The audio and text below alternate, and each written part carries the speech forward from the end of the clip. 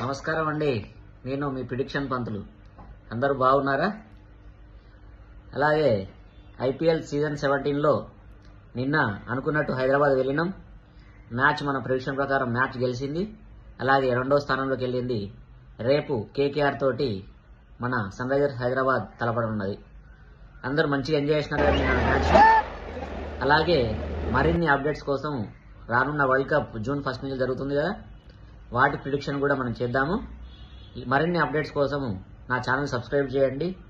ఇలాగే మీరు ఆదరిస్తూ ఉండాలి, సబ్స్క్రైబ్ చేస్తూ ఉండాలి. లైక్ చేయండి, షేర్ చేయండి, సబ్స్క్రైబ్ చేయండి.